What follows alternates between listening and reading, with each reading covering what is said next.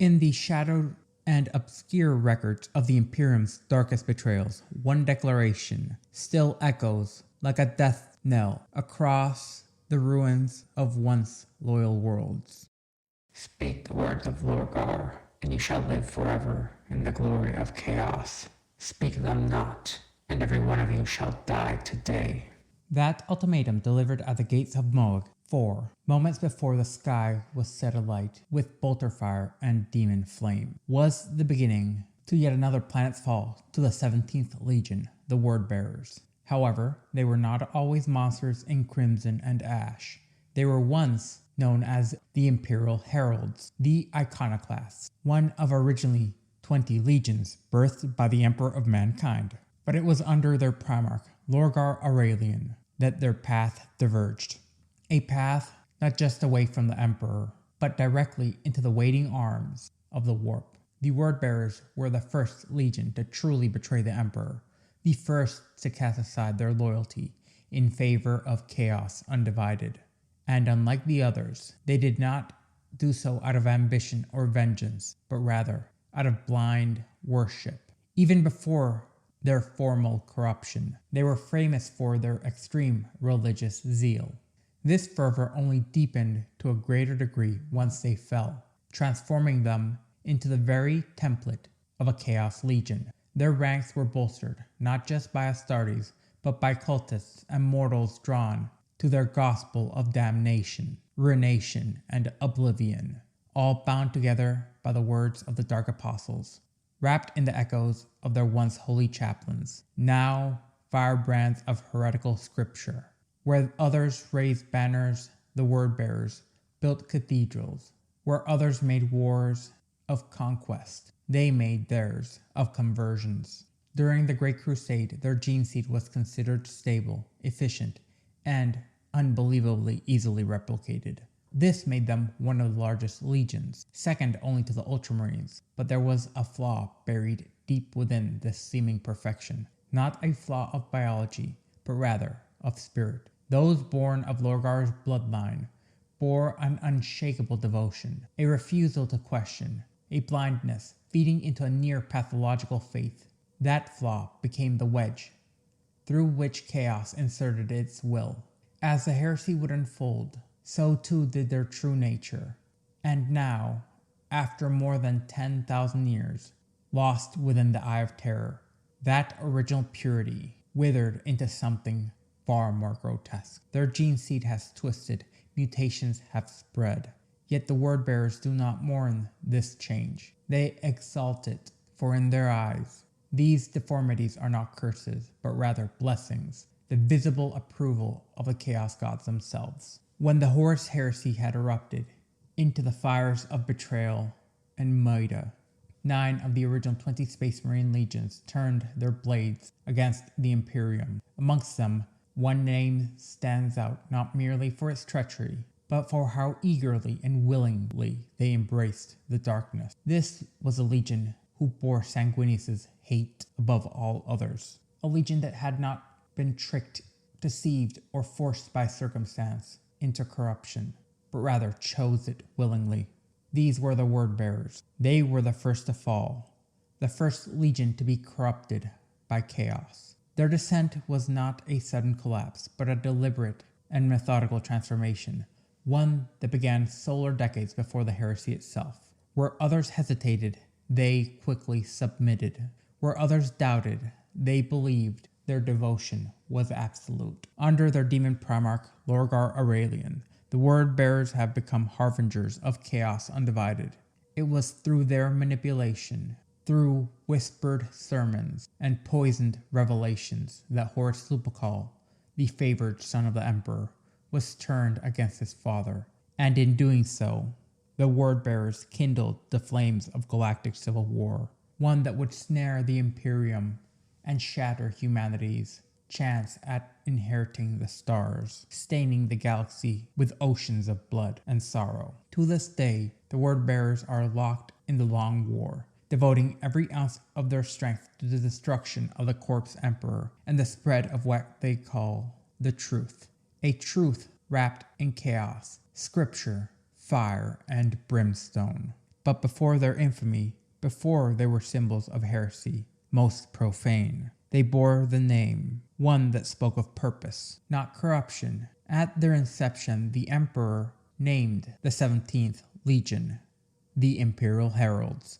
Their duty was to announce the coming of the Imperium, to bring word and unity to the shattered remnants of humanity. But amongst their fellow Astartes, our harsher name gained currency, the Iconoclast. This title, earned on the battlefields, drowned in the dust of shattered idols and collapsed temples, captured the uncompromising zeal this legion had for tearing down ancient cults and destroying what they deemed to be false gods that had festered during old night. That zealous spirit would eventually find its match with the rediscovery of their primarch Lorgar Aurelian on the world of Clochus in the year 857 M30. Upon their reunion, Lorgar rechristened the legion as the Word Bearers, a name that reflected the unshakable belief that the Emperor of Mankind was not just a warlord, but a god. This belief, however, was not shared, as it would eventually become condemned. And in that condemnation, Lorgar found not humility, but purpose. The Legion's missionaries would now speak a different truth. Since that day, their hatred, not only for the Emperor, but for the Ultramarines and their successors, has festered as an old wound. A rivalry born in the Great Crusade, one that never healed. It was the Ultramarines under Rebut Guilliman who were often held up as a standard that Lorgar could never meet, who destroyed the Word-Bearers' greatest city of worship, Monarchia, under the orders of the Emperor. They were the very scar of humiliation that shaped the heresy to come. Of the many wounds that tore through the Imperium during the Horus Heresy, few cut as deeply or as early as that inflicted by Lorgar Aurelian, the first Primarch to fall. A priest-warrior by nature, a prophet by choice, and eventually the Dark Apostle of Chaos. He was not born into darkness, but rather, in the beginning, he sought the light. But what he found, what he believed, would begin a slow spiral that would reshape the fate of mankind evermore. Lorgar grew to maturity on the world of Clochus, a feudal planet dominated by a powerful theocracy known as the Covenant. The priests of this caste ruled through doctrine, prophecy, and dogma, proclaiming that one day a supreme being would descend from the heavens and usher in a new age of truth and the divine order. Within the Covenant's greatest temple, the infant Primarch was raised not merely as an initiate, but as a prodigy of belief. He mastered the arcane rites of the order, absorbed every sacred text, and in time added to their library of work with his own, a sacred manuscript known as the Word. Even then, he was not just a student of a religion, but rather a shaper.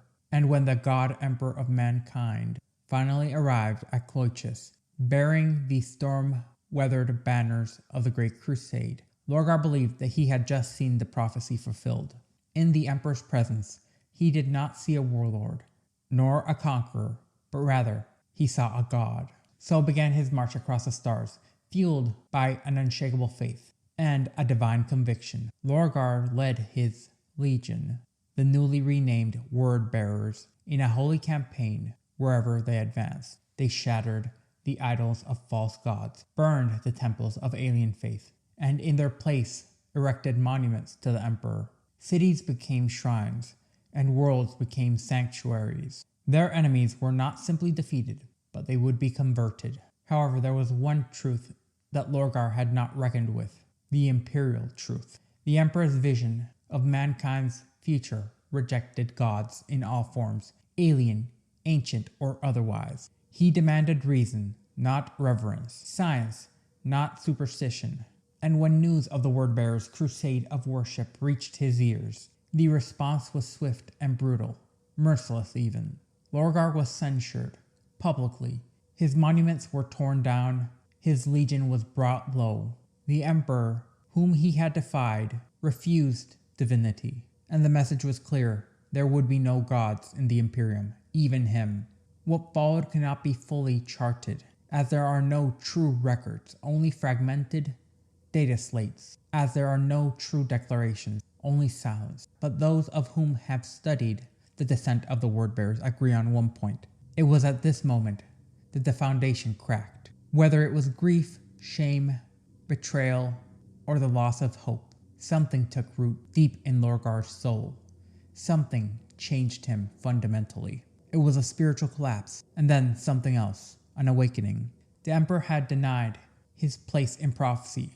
Lorgar, disillusioned and cast adrift, turned his gaze from the light of reason and hope into the luminescent glow of darkness from the warp. There he found what he believed the Emperor had rejected: beings of power beyond comprehension, gods truly worthy of being worshipped, the ruinous powers of chaos, things so ancient, so hungry, and ever so willing to be worshipped. After his public censure and spiritual collapse, Lorgar withdrew from the Great Crusade, his faith in the Emperor shattered. But it was not silence that followed. It was a transformation. Faced with the unbearable possibility that the Word, his life's great work, was based on a lie, Lorgar searched for deeper truths that might exist beyond the material realm, the realm which the Emperor of Mankind had clung to. And within the warp is where he found them, the ruinous powers. Lorgar saw what the Emperor had denied: beings of immense, incomprehensible power, entities far older than any empire, far more enduring than any mortal cause. And in that moment of revelation, Lorgar realized something harrowing. The Emperor had not lied when he said he was no god. That much was true. The lie Lorgar believed was far worse. It was the claim that nothing else existed, that there were no such things as gods at all. Lorgar saw the truth with clarity only a Primarch could endure. The warp was alive, teeming with sentient forces of impossible strength. Some say these revelations extended even further beyond, that Lorgar was shown the terrible history of the fall of the Eldari, the very moment the Eldar's unchecked decadence birthed Slaanesh and tore the galaxy asunder with the creation of the Eye of Terror. To Lorgar, it was a warning and a path. He came to believe that if humanity were to survive where the Eldar had fallen, they must embrace the warp and the gods within. Chaos, he decided, was not humanity's end, but its future and its salvation. Armed with this conviction, Lorgar returned to the stars to resume the Great Crusade. But now he was different. Now it was different. The word-bearers, once chided for their methodical pace, became significantly swifter in conquest. Their zeal no longer slowing them down, but rather it drove them. How many of the worlds they brought into imperial compliance in those final years were, in truth, converted beneath the surface, is a question imperial records cannot fully answer. But there were signs of corruption having taken root. The seeds of heresy had been sown. Many have since argued that the word-bearers' influence did not end with themselves, that their quiet sermons and whispered doctrines may have laid the groundwork for the fall of every other traitor legion. However, how much of this is true is, in fact, difficult to prove, as their presence loomed near many of the critical turning points that preceded betrayal, but not all. And when the War Master Horus Lupercal finally renounced his loyalty to the Emperor, the word-bearers stood at his side without a moment's hesitation. They were not merely participants in the heresy, they were its very architects, its priests, its first believers. And when open war had erupted, their hatred found a particular focus: the Ultramarines. To the word-bearers, Reboot Guilliman and his legion had always represented a favored child, elevated by the Emperor, praised where Lorgar was rebuked. The destruction of Monarchia, the perfect city built in the Emperor's name by Guilliman's hand, was never to be forgotten. And so, plans long set into motion reached their apex at Calth, a world in the heart of the Ultramar sector. The word-bearers had struck without mercy, launching a campaign of devastation as entire cities were burned and legions of warriors were slain, as the world was nearly consumed. Though the actions of the word-bearers would eventually be repelled, the damage had already been done. But the deeper purpose in this assault remains a matter of intense debate amongst Imperial historians and Inquisitors alike. It is increasingly believed that Lorgar's objective was not revenge alone, but rather that by engaging the largest Loyalist Legion at Calf, by tying them down in a war of attrition, the word-bearers ensured that the Ultramarines would be absent when Horus made his final push towards Terra. When the siege of the Throne World began, Guilliman and his sons were still thousands of light years away, and by the time it arrived, they had been too late.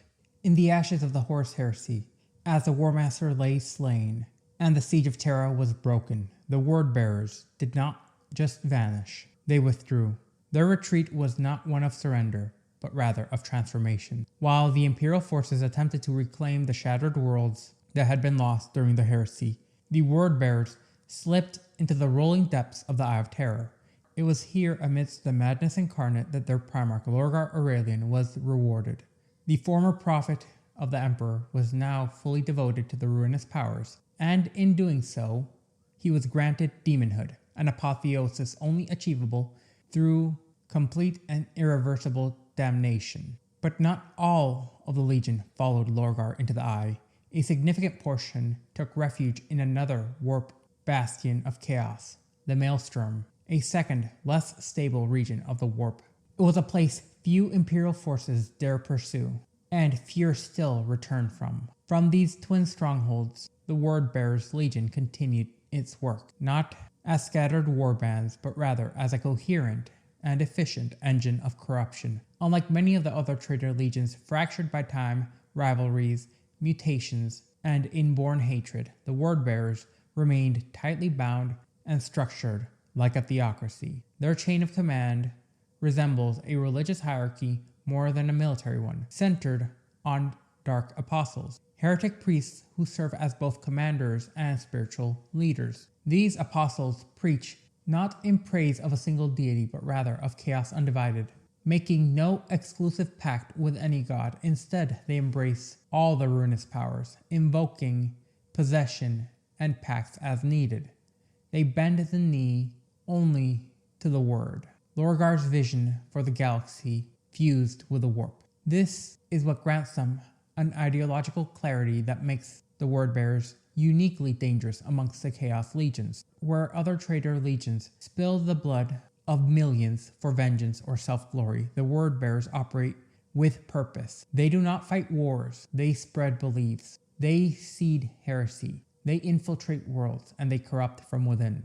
Everywhere the Word-Bearers march, the signs are unmistakable. Cults erupt overnight, cathedrals to chaos rise in the place of loyalist shrines, and entire planetary populations are warped into weapons of faith in order to defeat foes in manners where they are not merely slain, but rather enslaved, broken, and made to worship the very gods that conquered them. This is the legacy of Lorgar, the crusade he began, born of devotion, broken by rejection, yet it still continues. His legacy seeks nothing less than to remake the galaxy in the image of chaos, a universe unified not by science or order, but by the hallowing truths of the warp. If there is a hierarchy to betrayal, then the Word-Bearers Legion stands not merely amongst its highest ranks, but rather it defines the summit. This is not mere treachery of impulse or of circumstances. No, this is betrayal as design, a deliberate and long-brewing heresy whose venom, distilled drop by drop over millennia, ultimately infected the hearts of the Imperium's citizenry itself. They were once paragons, standard bearers for the Emperor's vision.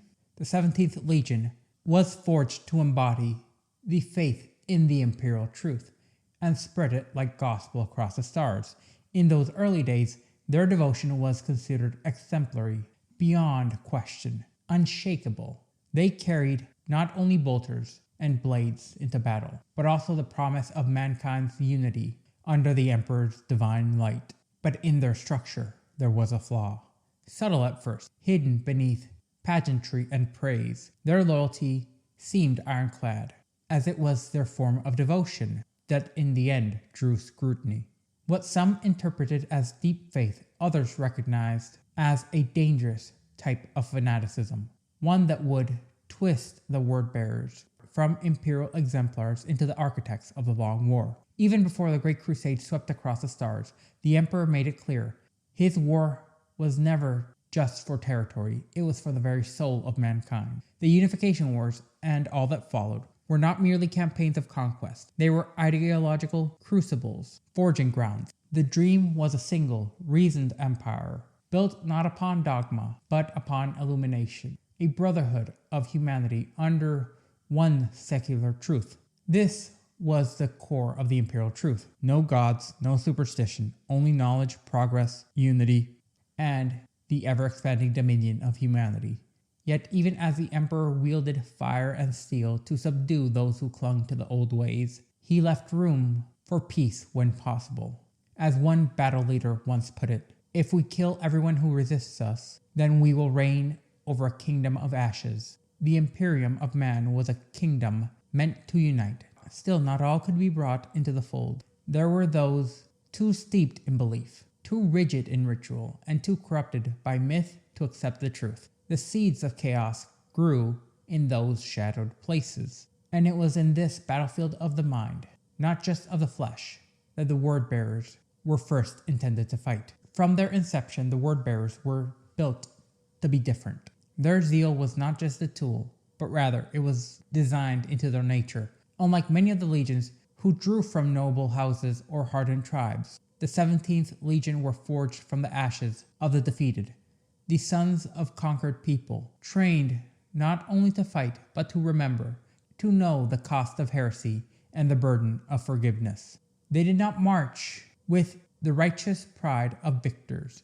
They marched with the grim fury of the redeemed. Where other Astartes fought for honor and duty, the word bearers fought with a deeper, darker conviction, one born of guilt, fervor, and the need to prove their worth through absolute obedience. And perhaps it was this inner fire that would one day lead to them falling into the dark, empty abyss, while dragging countless others down with them. In the formative years of the Great Crusade, the bonds of brotherhood often formed between legions, shared through victories, rivalries, and bloodshed of mutual campaigns, laying the groundwork for their camaraderie. But amongst the Emperor's 20 Space Marine legions, there was one that stood apart, the 17th. They were dour, mirthless, and almost aloof. Even amongst their transhuman kin, they stood apart.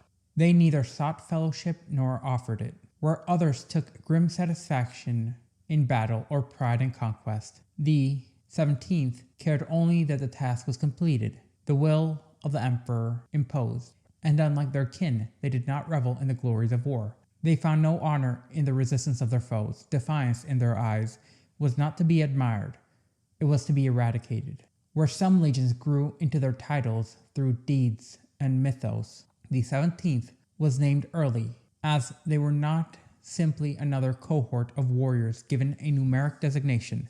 They were christened as the Imperial Heralds at the very founding of the Legion. To some, this may have suggested a distinction, perhaps even favor, but in truth, it was a much more severe decision. It was not an honorific, it was a function, a task, a command. The 17th Legion was forged not for war, but for a message.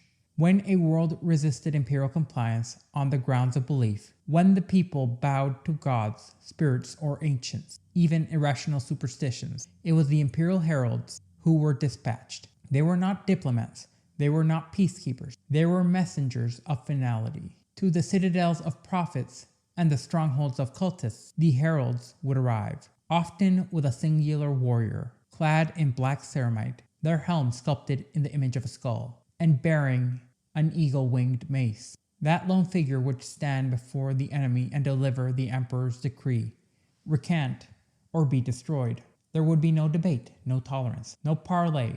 This ritual was not theatrical, it was deliberate, measured, and designed as a psychological strike to instill terror and reflection in equal parts. The herald was not there to negotiate, but rather to warn, and his presence signaled that war would follow unless submission was immediate. Such was the role of the Imperial Heralds at the very dawn of the Imperium, where the light of the imperial truth was met with stubborn shadows from old beliefs. It was the Imperial Heralds who carried the flame forward, by fire or by silence. The heralds chosen from the 17th, tasked to carry both the word and death, were no ordinary warriors, even by the standards of the Legiones Astartes. They were handpicked from amongst the most unyielding and ardent adherents to the imperial truth. Their devotion was absolute, and once that mantle had been conferred, once a Space Marine had been made a herald, there was no return, no rest, only purpose. Their presence alone could end a campaign long before it began. Some, upon witnessing the dark armor and skull-faced helm of the herald, would cast down their idols and renounce their gods in surrender. Others, few but not rare, chose defiance. Those who resisted often paid a price in blood, but so too did the heralds. For not all battles could be won with intimidation and resolve alone. Many fell. Some were brought low only after felling hundreds. Overwhelmed by sheer numbers, torn apart by desperate hands. Their message, however, endured, because the heralds were never the final word. In the wake of this fallen brother would come the Legion proper, grey-armored giants descending with fire and precision. There was no flourish, no cruelty, no indulgence in violence. The war waged by the 17th was a deliberate and mechanical affair. Where other legions fought in ways that mirrored their temperaments, the 17th fought with a cold efficiency of a hammer striking a fault line. To them, warfare was not an expression of identity, it was a tool, a means to an end, to clear the field for a greater struggle. Because, for the Imperial Heralds, the true war was not of flesh and steel, but of belief. Once a population had been subdued, the real work would begin. Temples were entered, shrines were desecrated, libraries, great storehouses of thought, were methodically purged. Texts were siphoned through with brutal clarity, divided into two categories, rational truth and falsehood.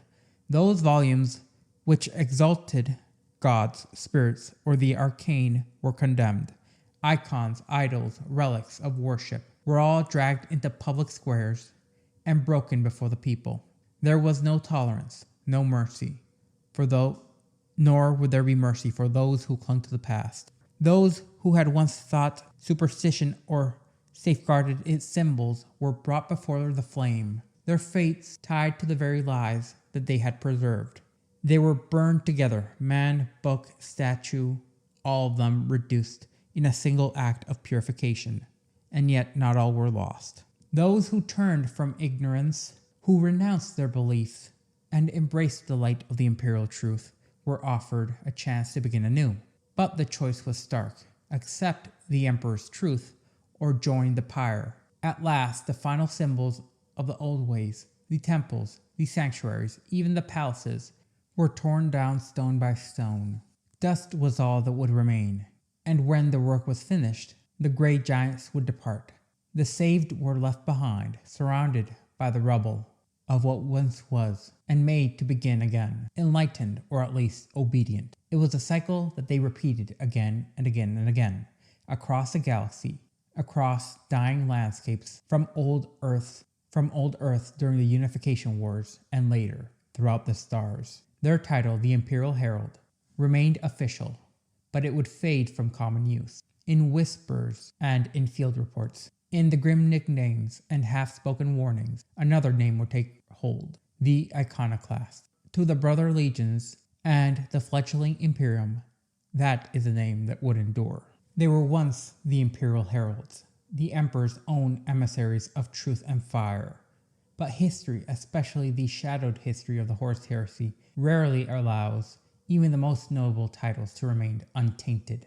We will see how the legacy of the 17th, once the bearers of the imperial truth, now the word bearers, devoted apostles of chaos undivided, transformed, as it was neither sudden nor was it obvious, but a long and subtle decline, concealed beneath layer upon layer of piety, zealotry, and absolute conviction. Before they pledged themselves to the ruinous powers, the word bearers were already feared by their brother legions, if not in open word, then certainly in whispered breath. To the War Master Horus Lupercal, to the Primarchs, and to many commanders of the Crusade, They were the iconoclasts, a name born from their relentless destruction of temples, their burning of libraries, and the pitiless purging of all those who dared cling to the beliefs of the Age of Strife. But behind the black-skulled helms and the fire-wreathed proclamations stood a deeper truth, one that burned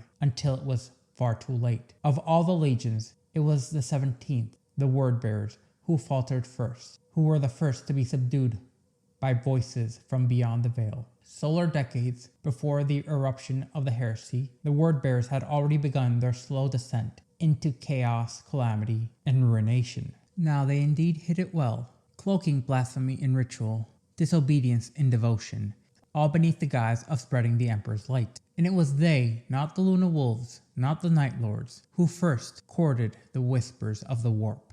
They who would ultimately guide the War Master Horus, once the Emperor's favored son, into the very clutches of the dark gods, sealing the galaxy's fate in blood, fire, and brimstone. Today, the word-bearers are amongst the most zealous of the traitor legions. Every action, every campaign, every sermon, on every scorched world they conquer is aimed at one goal: the fall of the so-called Corpse Emperor and the universal acceptance of chaos as mankind's final truth. Their greatest foes are not the Inquisition, not even the Grey Knights. No, it is the Ultramarines and their successor chapters who bear the brunt of the word-bearers' hatred. From the burning of Monarchia to the devastation of Calf, the feud runs deep, fueled by pride, betrayal, and centuries of doctrinal oppression. The tale of what would truly change the word-bearers begins not with thunder, but with dust and quiet dread. Cloiches, an ancient world still reeling from the long shadow of old night, was a planet soaked in ritual and bound in feudal theocracy. Their religion clung beneath every man and woman. It whispered in the grain fields and echoed throughout the stone towers of its cities. Technological grandeur had once marked its distant past, but superstition and spiritual ritual now reigned supreme. The ruling priesthood, known as the Covenant, held power by divine decree. Its authority was enforced not by steel alone, but by the weight of tradition and the belief in higher powers. For deities revered as benevolent, sacred, yet unknown to most, in truth, were the chaos gods in subtler forms. It was into this changed that fate hurled an infant, wrapped in starfire and secrecy, far from the vaults beneath the Himalayan mountains of Terra, where one of the Emperor's greatest works had vanished. Lorgar Aurelian, cast into the warp by the universe's worst mother, like his 19 kin, who were also scattered across the stars. His capsule did not land in a cradle of science or peace, but rather shattered into the reverence-soaked soils of Cloiches, a desert tribe of outcasts known as the Declined, led by the weathered chieftain Fan Morgal, discovered the capsule with a child within. They named him Lorgar, or Raincaller, in their old tongue, a name heavy with omen, though none could yet know of its true weight. 17 days later, the boy, now grown with an unnatural speed, was discovered by Cor Ferron, an exiled priest of the Covenant, his soul already bent by ambition and heresy.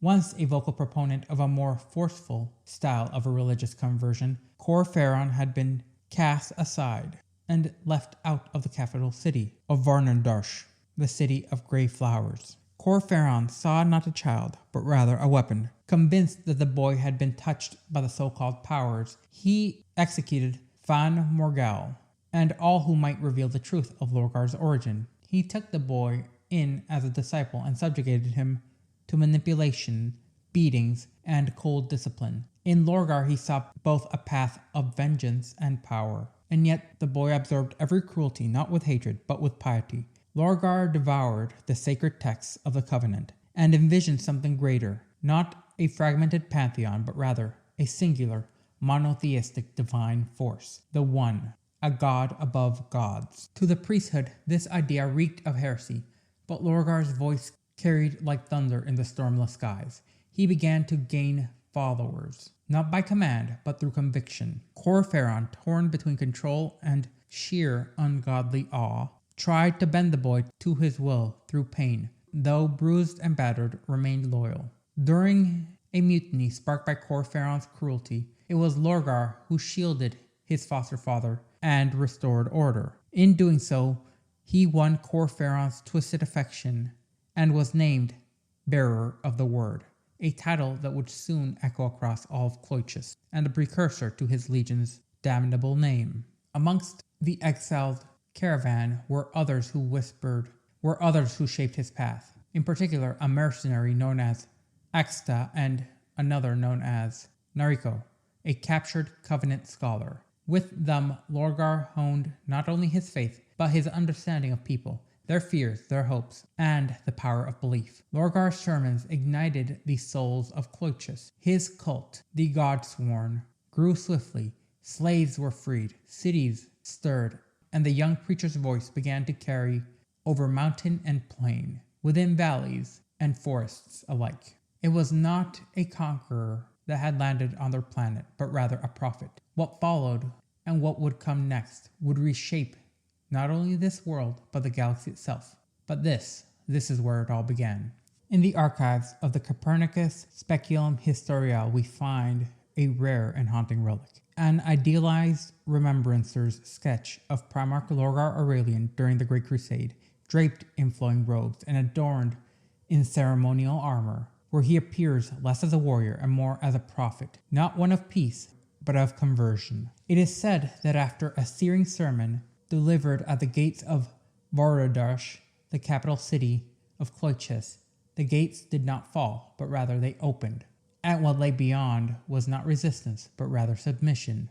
The lower clergy of the Covenant, fearful or perhaps eager to survive, presented Lorgar with lifeless bodies of their own ruling ecclesiarch and his hierarchs. Their corpses were offered not in defiance, but rather as a gift to the city's new ruler. From that moment forward, the Godsworn, the fervent followers of Lorgar, began a campaign of spiritual domination. City by city, Cloychus fell. Some opened their arms willingly to the new faith, others were silenced by the sword. There would be no tolerance for heresy. The belief in the One would be absolute.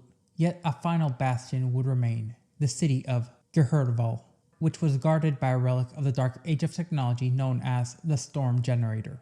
The city itself was enshrouded in a violent and unrelenting tempest, but the storm broke, not by machine failure, nor by siegecraft, but witnesses claimed that it was Lorgar himself who stepped into the maelstrom and parted the heavens. Through that gaping calm, the Godsworn surged forward, and the city fell. With it, the conquest of Cloychus was complete. Corferon swiftly was appointed as high priest of the new covenant, but there was no time for formal celebration, as Lorgar declared to the masses that their true work had only begun. But this ascension bred resentment. The old ecclesiarchal hierarchy, once the masters of Cloychus' spiritual rule, watched as Lorgar's influence outshined their own. The Covenant's halls, once unified in doctrine, began to fracture. For years, Lorgar had been plagued by visions of a golden warrior clad in radiant bronze, accompanied by a cyclopean figure cloaked in blue. These were dreams that drove his convictions, fueling his message that the one God would soon walk amongst them.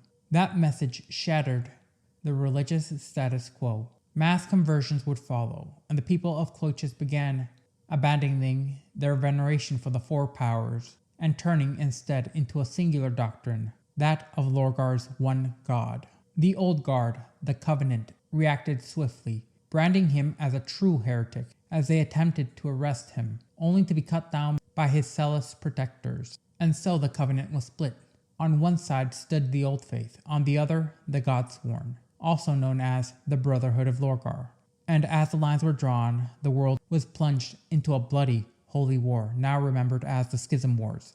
The conflict itself would rage for 6 long standard years, and the final blow would only come in the heart of Vandarush, where Lorgar, leading his fanatics, stormed the Citadel of Illumination, the very place that he had once studied within. The monks, many of whom he had known, were butchered, their sacred texts burned to ash, their ancient order extinguished in a night. That night was the last resistance of the Covenant was when the last resistance of the Covenant fell. Yet even in victory, shadows lingered. 1/3 of Clochis' population had rejected the Godsworn's vision. What followed was not forgiveness, it was a first grand purge, one that would see Lorgar's warrior monks, each personally chosen by the Primarch, cleanse the planet of descent. Entire bloodlines vanished.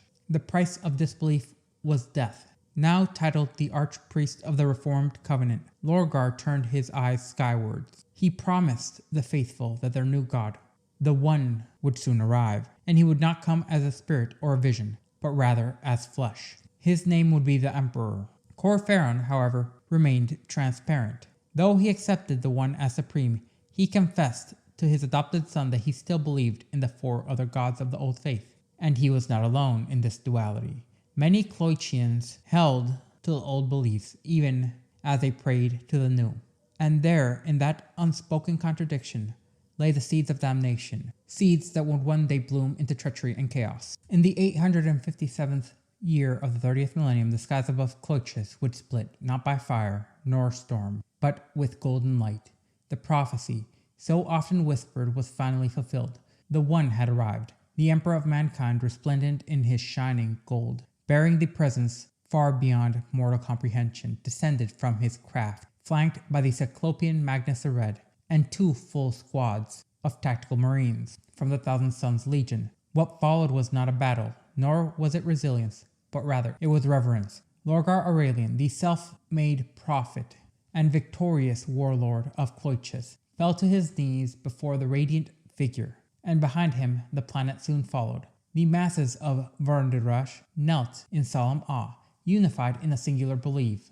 The god that they had long awaited now stood before them in the flesh. To Lorgar, this was no surprise. Every vision, every sermon, every war fought in the name of the One. It had all led to this moment. And now the Uzren was vindicated. The Emperor had fulfilled the prophecy, the culmination of years upon years of bloody crusade and doctrinal upheaval. And the people of Clochis had rejoiced, and they worshipped. But the Emperor did not come to be worshipped. Despite Lorgar's declarations and despite the hymns and incense, the Emperor showed no pleasure. He issued no divine proclamation. His mission was made clear, grounded not in faith but in unity, in order and in logic, and above all else, in truth, the imperial truth.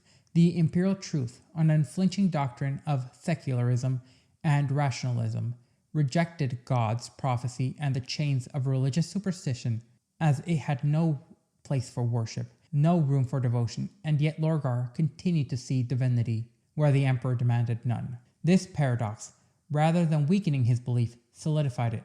After all, who but a god would deny his own godhood? Nonetheless, the ceremony continued. The Emperor commanded Lorgar.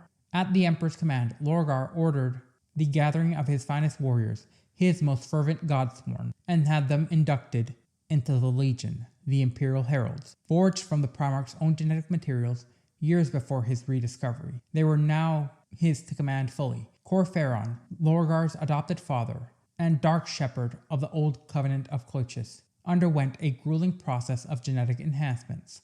Though technically too old to become a full Astartes, he survived becoming something other, more akin to the transhumans known as the Thunder Warriors. Though not fully Space Marine, he rose to the rank of First Captain, commanding the First Company and serving as Lorgar's most trusted advisor in spiritual matters and strategic acumen. As the fires of celebration burned for months across Clochis, Lorgar reorganized the fractured remnants of the Covenant of Faith. All that remained of the old theology was rewritten, centuries centered entirely around the worship of the Emperor of mankind as a divine savior.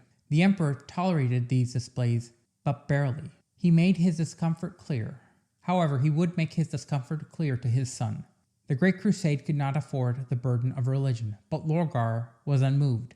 To him, it was no ordinary idolatry, it was a revelation. With Clochis entrusted to the care of his loyal regents, the populace was still basking in the afterglow of this divine visitation. Lorgar would then depart with the Emperor to rejoin the Great Crusade, now the master of a legion, as he would march forth into the stars, ready to bring the light of the God Emperor into every world they would reclaim. But beneath the surface of triumph questions lingered. One series, which investigators from the Ordos Chronos have debated for millennia. Was it faith that led to heresy, or was the denial that birthed it? As a contradiction was allowed by the emperor on many a times. Yet he demanded obedience to his secular truth. Yet his most devoted son would see this as the true display of godhood. And yet with every denial, Lorgar's conviction would only grow stronger, and his fanaticism would consume him as the Great Crusade would go on.